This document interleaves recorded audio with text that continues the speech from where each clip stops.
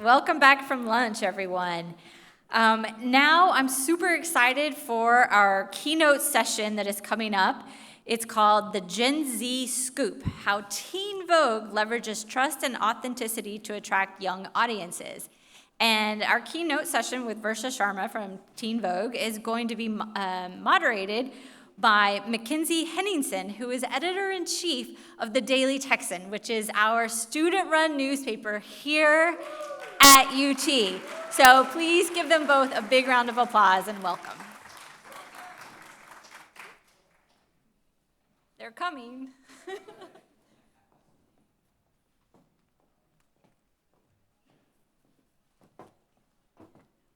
Thank you, Summer, for the introduction. I am McKenzie, and I'm so excited to be here today. And we have Versha joining us on stage now.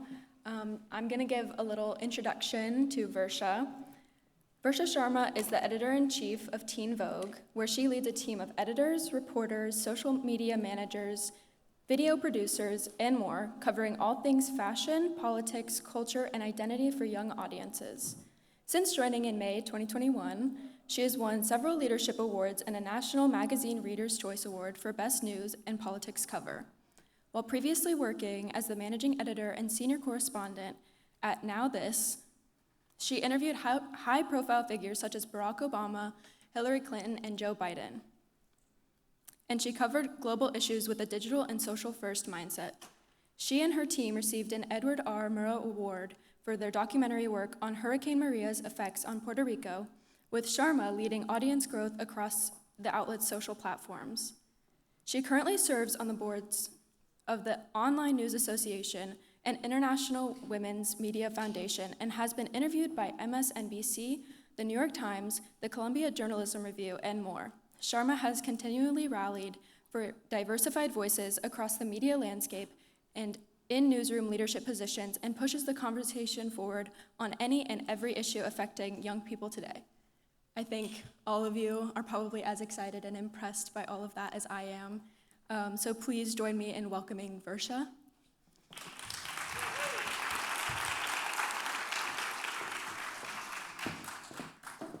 Hi, everyone. Thank you so much for that.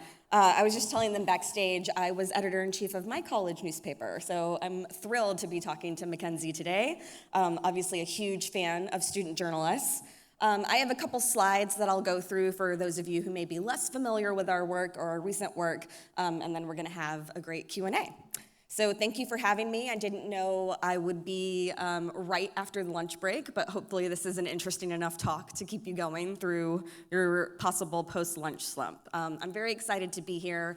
I want to say a special thank you to Rosenthal and the organizers. I was supposed to be here last year. I was sick with my baby. They were incredibly understanding and are having me here this year, so thank you so much for that. I appreciate it.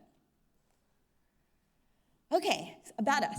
At Teen Vogue, and we are 22 years old this year. Sorry, I'll try to avoid doing that. 22 years old this year.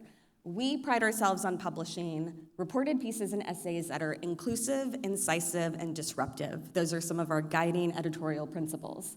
We publish smart, authentic takes on culture, identity, politics, fashion, and more, and aim to tell the stories that often go untold, especially for younger audiences.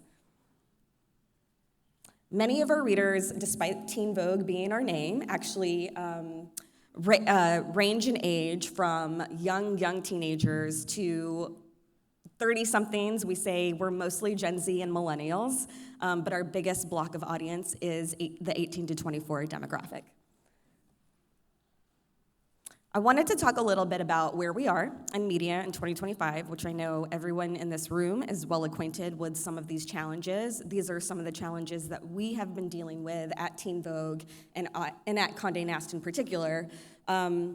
I'm guessing everybody in this room is aware or has dealt with the fallout from Google and Facebook algorithm changes and app changes in the last year and a half, 2 years that have led to a major decline in search traffic for a lot of publishers. That has affected us as well. But what we're focused on, of course, is making content that we think people want to read and engage with. And we have a challenge when we're talking about Gen Z and younger generations because they consume news in such a different way to the way that most traditional newsrooms understand it. And so when we're talking about publishing on Teen Vogue, of course there is teenvogue.com, but we publish daily across all of our social channels. That is TikTok, Instagram, Twitter, X, YouTube, Threads and Blue Sky. We have recently joined and been very active on those platforms as well. And that's where we are building most of our following and our audience. However, given the changes and the challenges that we've seen with traffic and some of these algorithm changes, we are really leaning into and focusing on direct traffic and building a direct relationship with our audience as much as we can. So that means investing in newsletters. We're very excited to be expanding our newsletter offerings very soon. And we're also excited to be working with the News Revenue Hub on a premium membership offering that we'll be announcing very soon as well. Okay. A lot of questions that I get, and I think we're going to get into this a little bit already, is, how do you know what Gen Z is interested in? Or how do you keep up with what young people are interested in? And the answer is very easy. You listen to them. You hire them, you give them bylines, you let them write for you, and you interview them as well. So I'm very proud as a millennial. I'm the oldest person on my staff. That's not necessarily what I'm proud of, but I'm proud of my team.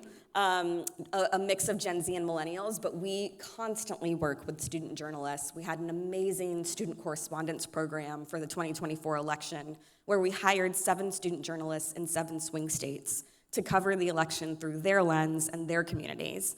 And it was a huge success. They wrote some fascinating stories. 2 of the correspondents themselves ended up going on CNN before the election to be interviewed. But that's just one example of the type of collaborative work that we try to do with actual students and young people across the country.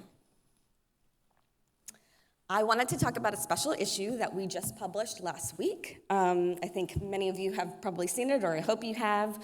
We got this amazing exclusive with Vivian Wilson, who is the 20-year-old estranged daughter of Elon Musk. This is only the 2nd interview she's ever done. Her first one was with NBC News last summer. 2nd interview she's ever done, and the first original photo shoot she's ever done. So this was a feat on many levels, both because we were able to land this scoop at a time when, hi, I see Nikita walking in, hi. We knew that many other news outlets were chasing an interview with her, and I'll talk a little bit more about that in a second. But it was also a feat of production because Vivian is currently studying in Tokyo, Japan, and we had to arrange a remote photo shoot with our creative director and myself on Zoom at all hours of the night because of the time difference to remotely produce this photo shoot in Tokyo with Vivian and with a photographer that we had worked with a lot already. So that was comforting. He was able to put a wonderful creative team together for us in Tokyo. But in this interview, Vivian does talk quite a lot about her dad, of course, and her feelings about him. She is estranged, and she's also a young trans woman. So more than anything, we wanted this profile not to be just about her relationship or her feelings about her dad, but to introduce her properly and show the world who she is and show the world what it is like for young people today, especially young trans and queer people who are so highly targeted by this administration and by a lot of social discussion. When all they want to do is binge RuPaul's Drag Race and read the latest Hunger Games book. Vivian is like any other 20-year-old in that respect, and she talks about that in our interview as well. The response to this has been absolutely amazing. These are some of the photos we took of her in Tokyo, and the response has just been phenomenal. We've gotten, global pickup on this interview. My friend texted me the front page of the Calcutta Times yesterday. We've got a little block there with the Vivian Teen Vogue interview. The New York Times did a great write-up last weekend of how it all came together. This was many, many months in the making. But I think the point that I most want to emphasize here is that Vivian chose Teen Vogue out of all of the press requests she was receiving because she trusted us. And she trusted us because of our reputation and our expertise. We have been covering young people, of course young audiences, since our inception. But since 2016, especially during the first Trump administration, Teen Vogue really stepped up as an unapologetic, truth-telling voice and platform for young people, not afraid to call out authoritarian policies, discriminatory policies, whatever it may be. And we have continued that legacy today through 2025. So we've covered issues and the attacks on trans students and trans youth in particular quite heavily in the last few years. And it is that long-term building and storytelling and reporting over time that is the reason that young people trust us. This is also something that we encountered with the campus protests over Israel and Palestine last year. There were a lot of protesters or students who were affected on these campuses who told us that they were getting interview requests from CNN, The Times, Washington Post, but they only wanted to talk to Teen Vogue, or they wanted to talk to Teen Vogue first because we knew that we would take them seriously. We weren't trying to fit them into any larger narrative about what's happening. We just wanted to hear truly what their concerns were and report on it from that perspective. And so it really was our years of reporting and our authenticity and our expertise in these areas that allowed us to get this scoop amongst many other competitive outlets. This is just a quick series I wanted to show you that we did with Fashion Month. Of course, we're Teen Vogue, so we have to talk about fashion. But we talk about it through the lens of how it impacts the entire world and all of our industries. I think Teen Vogue is really excellent at showing how young people understand intersectionality in a way that previous generations just didn't. You can be interested in the latest celebrity news or fashion trends or just fashion and personal style in general, but also be really conscious of how fast fashion, for example, is impacting the global climate crisis. And that's something that we see. We know from even just studying young consumers and other data that young people are interested in purchasing or being loyal to brands who are ethically conscious, who are taking these concerns seriously, and who are transparent about the work that they're doing and the way that they're making these products. So our style director spent months working on this phenomenal package called The Last Stop, which was to emphasize the long journey of our discarded clothing and how it often ends up in several cities in the global south, where we're literally seeing piles and piles of clothes on beaches or in the ocean. There's a massive, I think the hugest secondhand market in the world is in Ghana, and it recently caught on fire. There was a huge tragedy there this January. We reported on that as well. But I just think that this is a really great example of showing how we can and do cover fashion from a unique lens that young people are interested in talking about. And we also made a pledge to address fashion waste. I think this is where we're a little bit different than most mainstream publications that may not do something like this, but it's very important to us to also be transparent with our readers and take actions that are actually living up to what we're talking about. And so that's why we decided to make this pledge to address fashion waste. We just published this in February. So The Last Stop is actually going to be a monthly, ongoing series about preserving clothing, jewelry, accessory. We are now including vintage and sustainably focused pieces in every single photo shoot that we do. We are going to put together conscious shopping guides that help our readers change the way they think about apparel and accessories. We have an internal rubric and a glossary, a great A to Z glossary on greenwashing and all the terms that are related to the global waste crisis and fashion. We are giving priority to fashion stories about impacted communities, women, and girls. We're including secondhand or upcycled options in all of our shopping guides, and we're going to promote buying quality goods and reusing them. This is a fun tidbit that I like to share. I am a huge fan of re-wearing clothes and dresses. I do it often. You might not expect the editor-in-chief of Teen Vogue to do that, but I do. I think it's very important. It's actually quite fashionable to do that. And when I first started at Condé Nast, I noticed that Anna Wintour, my boss, re-wears dresses often. And so I thought, look, if she can do it, I can do it, absolutely. But those are just some of the highlights from the content that we've published in the last couple of months. And then I'm happy to sit down with McKenzie and have a little bit more of a conversation here.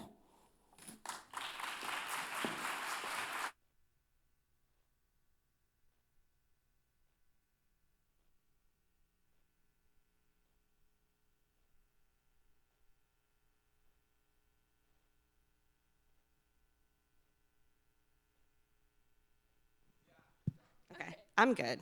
You keep talking. Okay. You can also use this. Okay, well, thank you for that presentation. It was amazing.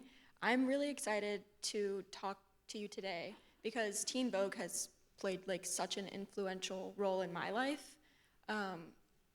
As you mentioned, the 2016 election was a major shift for Teen Vogue, and I remember being 13 in middle school in Texas, in Austin, witnessing that election, and I felt pretty hopeless. And reading Teen Vogue and seeing the coverage and the shift from fashion and pop culture to politics and all that it encompasses, it was really a life-changing experience for me, and I think kind of crafted me into who I am today. And I think there's probably a lot of people and young women in particular who feel the same. And so I was just wondering, since Teen Vogue has positioned itself as a resource for young people like me, who are politically and socially conscious, how do you find that balance in your coverage, especially now that it's been a couple years since then, between activism and entertainment and fashion? Yeah, I think that's a great question. Also, thank you for sharing that. That's exactly why we do what we do, stories like that. That's amazing. The balance that we try to strike is just keeping up with the conversations that young people are having on social, online, offline. So again, we know that young people are interested, and they're not always interested in hard news at the time, just like there's a lot of news fatigue, understandably, after the election with this administration that goes across every single age group. So we try to strike the balance of covering the stories and issues that we know are going to be most important to our audience, but also covering the stories that are entertaining and joyful as well, because I think that's important to us, and that's a big editorial priority for us this year, is also focusing on joy. These are such bleak, challenging times, especially for journalists, especially for marginalized communities, especially for young people, women of color, queer people, the list goes on, that I think it is incredibly important to make sure that we do have a balance, actually, of what we're covering. And so that is based on conversations that takes place with our teams every single day, and our editorial stand-ups in the morning. We're always asking people to share the conversations that they're having and what they're seeing, and that's our goal. Yeah, and I think that's something we could all gather from your presentation, that it's not all about politics and it's the hard-hitting news. It's taking it from a different angle, something that is so specific and distinct to Teen Vogue. And I would like to think that a lot of that must come from how young your staff is, the Gen Zers and the millennials on your staff.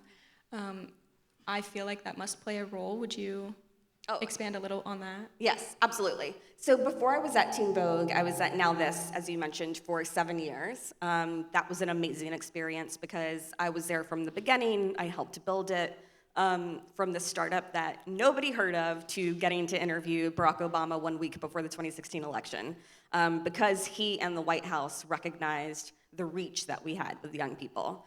Our mission at Now This was for young people, by young people, which I think is exactly the same mission that we have at Teen Vogue, news for young people, by young people. And it seems very basic, possibly to you and me, but to have people telling stories for their peers and actually empowering young people with leadership positions and positions of power, to enable them to tell these stories and shape what the editorial agenda is in newsrooms, has just made a huge difference. That is like absolutely the reason why Now This was able to grow in the way that it did. That and the fact that we bet early on social video and native video and started publishing that in 2014, right when it started to peak, so we had an advantage then. But I think that my experiences at Now This and my experiences at Teen Vogue have shown me over and over again the power that young people have in diversifying our storytelling, in reaching new audiences, and in educating the rest of us and older generations. This Vivian Wilson story, for example, we'd been working on it for months. I was incredibly excited for it. I started following her on Threads like back in November when she had some of her first hilarious viral posts about herself and her family. But my team really pushed me to consider making it a special issue and to make it a cover. And I wasn't sure at first. I was like, oh, this is another Nepo baby. Like, what are we gonna do this? What has she actually done? What has she accomplished? We talk a lot about who we put on our covers, which are digital-only covers for now, and what makes a Teen Vogue cover, right? And what makes a Teen Vogue cover star. But the more that we reported out the story, the more that we spoke to her, the more that I got to know her, I realized she's actually the perfect person to put on a Teen Vogue cover, especially at this moment in time. And so I'm really grateful to my team for pushing me in that respect, too. Yeah, I mean, when I first read the story, I was amazed, and I think it speaks to the ability to find sort of this moment in time that is so specific and distinct and is like nothing else. And I think this story captured that because it's not just about this one individual. It speaks to so much going on politically and in marginalized communities. And I think that's, at least, you know, from outside looking in, that's what made this story so remarkable. And as you mentioned, trust is something that is super impactful, and it was only her second ever interview. Yes. I mean, that speaks to how much she must trust your publication. How did you garner that relationship and cultivate that and let that guide your process with her? I think it's a little bit about what I spoke about earlier, which is our reputation for authentically representing the views of young people and also not being afraid to poke authority or take shots at people in power who are taking shots at young people, so why not? And I think it was, again, like our years of expertise in reporting on issues impacting young trans youth, or young trans people and queer youth, that Vivian told us, you know, when I told my friends that I was going with Teen Vogue amongst all these other outlets, they were like, yes, Teen Vogue is so cool, that's amazing, they're great, but it's not just because we have Vogue in our name, it's not because of who we are. In that respect, it's because of the work that we do and the stories and the issues that we cover. So that really helped guide us. We also had a fantastic writer for this piece. Her name is Ella Yerman. She is also a young trans woman. And it was really important to us in the telling of the story that trans people get to tell their own stories, because unfortunately, that very rarely happens, especially in mainstream media. So Ella beautifully guided the process as well and did the interview in a way that, you know, Vivian at first said she didn't really want to talk about her dad, which I completely understand, and she says this in the interview. She's like, I hate being associated with him. I want to distance myself from him. I don't care about him. The only thing that lives rent-free in my brain are drag queens, not Elon Musk. But over the course of the interview, Ella was able to build up the trust in the rapport that Vivian did end up opening up and giving us some very viral quotes about Elon Musk and their relationship. So I think that process of, again, hiring people to tell the stories of their own communities is really powerful. Yeah, and that must also be a part of why young people are so involved in your staff and your readership is so loyal and devoted. The strategies you use to engage Gen Z, I'm curious to hear a little bit more about that, if it extends beyond, you know, your subjects to your audience. Yeah, I think we are, we're very aware that we are in such a unique moment in time and that Gen Z is shaped by these crises that we're all dealing with at the same time, right? This is a generation born into a climate crisis, and then a generation that either in high school or college had school classes, graduation disrupted by the pandemic, had to start taking classes from home. So one example of this in engaging with our audiences is that I think, obviously, you are a chronically online generation. There's all these studies about how many screens they're consuming at one time, et cetera. But what we've seen since 2020 and the start of the pandemic is that now there is a real appetite among young people for connection and in-person community. And so Teen Vogue Summit, which is our annual tentpole event that we do every year, and I hope to expand this to other cities. We've been doing it in LA the last couple of years. It's sold out every single year, and it's such a wonderful day of our readers coming together and just being with each other in joyful community, and also learning from each other and learning from our speakers and our editors. And it's always so inspiring because they're so ambitious and eager about how they too can become a Teen Vogue editor one day, or become an actress or a performer or a creative or a beauty entrepreneur. There is also another interesting study about how entrepreneurial Gen Z is, and how a lot of them want to have that control over their lives rather than working for someone else. So I think taking into account just the traits of this generation and what they've been through, like truly world-changing, life-changing events the last couple of years, and being sensitive to that is how we try to stay connected. Yeah, so that it perfectly explains, my experience as well, and I think a lot of other people's experience. And I think what you explained just now, I feel sort of pushes against a lot of preconceived notions about Gen Z's media consumption habits and how we function, especially with the internet. I am certainly someone who's chronically online. Vivian Wilson, yeah. Vivian Wilson is someone who's been in my consciousness for a long time now. And I think that just goes to show how much time I spend on the internet unnecessarily. But what do you think publications or media are misunderstanding about Gen Z and their consumption habits? Yeah, I think that too often people are just too quick to make assumptions and generalizations. And some of them seem logical, right? With the increase of technology and platforms and the fragmentation and distribution of media, our attention spans are shorter than they used to be, et cetera.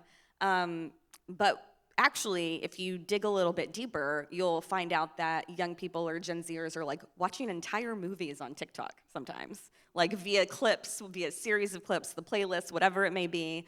That's just one example. But I think this is where listening to them, hiring them, et cetera, comes into play, because you really learn like what the actual habits are. So I think there are assumptions about Gen Z like being a short form video only generation that I don't think is true. All of the discussion about TikTok, which is obviously hugely impactful, but I think the plot gets lost and people forget that according to Pew Research, young people actually watch YouTube every day at a much higher rate than they're watching TikTok. They're spending hours more time on YouTube as a generation, as a group. And they're also watching 2 to 3 hour-long podcasts on YouTube. That's something that has become huge in recent years. And so I think it's so challenging because these trends and these habits are always changing, but you really have to stay on top of them to understand how people are getting and consuming their news. And I won't pretend that we have it all figured out, because we definitely don't. And I'm excited to be here and talk more to students and actually hear from you about how you've been consuming news lately. But I just think that there are a lot of misconceptions about Gen Z because people are quick to make generalizations instead of digging deeper. Yeah, so I have some audience questions to move to.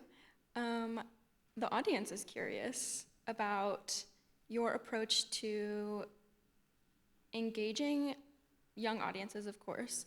Since Teen Vogue has a distinct audience demographic of younger individuals who are more often present on social media to receive their news about the world, how does this shape Teen Vogue's approach to deciding what the publication covers and how they engage? So, I mean, it shapes what we cover in the sense that we are also paying attention to the conversations that are playing out on social. So we do want to tell stories that will engage our audience and that we know that they care about. But I think it's more in the distribution of our content. And again, this is a huge lesson that I learned from Now This, which is if you're making one video, for example, you can't just take the same video and slap it across every single platform in the same format. You need to really understand what are people using these individual platforms for, what are they coming to TikTok for, what are they coming to Instagram for, what is the unit of engagement, what is the behavior there, and once you understand that, then you can better customize your content so that people will actually respond to it. Yeah, I mean, even at the Daily Texan, we attempt to do that in the same way. And I think at times it can feel fragmented, like the stories are getting cut short, or you're leaving something out because you have to adapt to short form. Do you find that to be a problem? I don't know. I mean, it's a challenge. It's a challenge for sure. But I think there was a major misconception when Now This started its ascendancy that young people are not interested in hard news or politics. And I think the success of Now This absolutely disproved that. And again, it's the same for Teen Vogue. Like we're hearing constantly, oh, young people don't really care about this issue or that issue.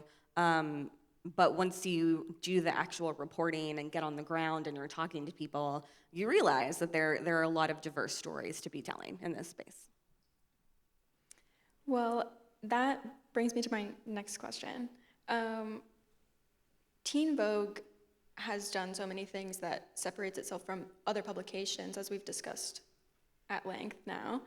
But I'm curious how you think other publications or organizations can emulate the success and the approach that Teen Vogue has implemented these past few years. Yeah, I think it's about empowering those younger storytellers in your newsroom, the editors, the reporters, et cetera, and being more collaborative with student journalists. I mean, we have seen this to a degree. I want to give a shout out to New York Magazine, which did a whole special issue last year with the student journalists at Columbia over the protest and everything that was happening there.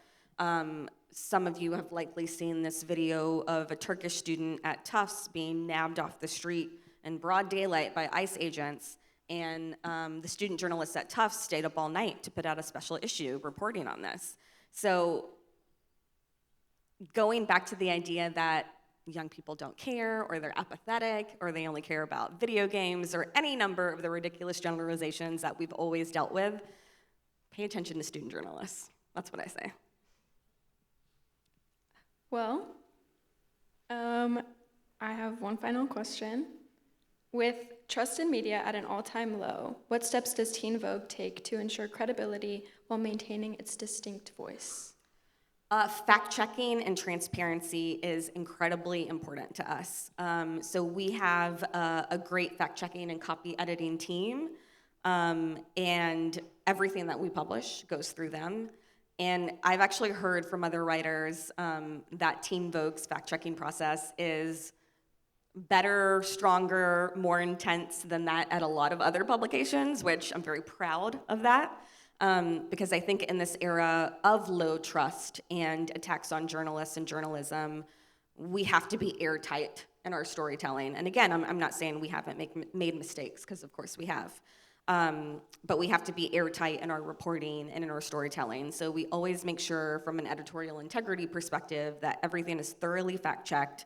And then we're trying to be as transparent with our audience as possible. One thing we're really leaning into this year is putting more of our editors in front of the camera to talk about their stories, to talk about their reporting practices, and have people understand how the stories actually come together. I think a challenge that we've seen with the decline of local news is people know fewer journalists in their lives, and so they have less information on how journalism is actually produced and done and gathered. And so it's really important to us to try to continue pushing that forward and make sure that our audience understands how this actually comes together. And do you find that to be another attempt at transparency and trust with your audience is almost allowing your journalists to become figures themselves? Yeah, absolutely. I think this was a question that also came up backstage. We are all competing with news influencers now. That's a thing. And the reason that young people trust some of these influencers more than they trust legacy or mainstream publications is because of the connection that they have with their audience and the authenticity and the seeming lack of a filter. I think that this is going to become more and more of an issue as the administration becomes increasingly authoritarian. There's been a lot of legitimate criticism of mainstream media that has not called out these actions for what they are. And I think that when young people see equivocation or false equivalencies in a headline or on the front page of a newspaper, of course they lose trust. And of course they'd rather listen to the person on TikTok who they believe is giving it to them straight rather than this newspaper. So that's absolutely a focus of ours and something that we want to continue going forward.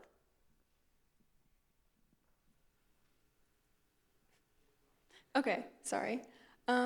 Yes, that makes complete sense. It seems to me, I mean, I'm sure that I myself, when I was first becoming involved in journalism and media in middle school and high school, I probably went to sources that were certainly not, as trustworthy and reliable as publications like Teen Vogue and other outlets.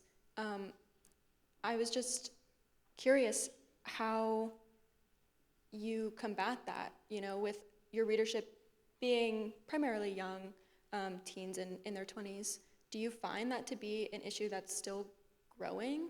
Yes, absolutely. We have a great, a small but mighty audience development team, and these are the challenges that they discuss and confront daily. And I think I would actually love to hear from you about how you and your peers these days in 2025 are consuming news. Like, what is your favorite app or platform? What do you check the most daily? I don't want to expose myself too much. Unfortunately, I think a lot of social media apps that I frequent, Instagram, Reddit, that can... Reddit is huge again. Yeah. Reddit is huge again, yes. That's kind of, how I get the headlines. I mean, of course, I have my news subscriptions. There's no way I wouldn't these days. But yeah, you get the headlines. It's enticing. I think there's a lot of work that these publications are doing specifically with Instagram that is really impressive because of Reels, the like multimedia aspects that you can do that print previously wouldn't allow. And so I find that myself and a lot of my peers maybe don't get the headlines from the most glamorous, trustworthy places, but I myself, and I think a lot of others, then seek out, the information further from publications. The search habits are really interesting too, because we've seen that young people are increasingly using TikTok rather than Google to search for things, right? Search for how-to beauty and fashion looks, or search for the best restaurants in your city, or search about your college application process and how to write an essay. And so the how-tos and the explainers, we're also leaning into that. I think that's an important form of content. And I just remembered when you were asking me about misconceptions about Gen Z, I wanted to say another one that I'm really, really excited about is the idea that Gen Z actually values print again. And that's a huge thing. And we're seeing some magazines coming back into print or special editions, which you will see with Teen Vogue very, very soon. I'm very excited about it. But they want something tangible and collectible, and it's not just all, fleeting on digital media. Yes, I know that there has been a push for physical media that's so interesting to witness, and I myself, participate in. But yeah, it was great to hear from you. Thank you so much, Versha, for everything, for coming and speaking with me. It was amazing. Thank you so much. This was great. Thank you all.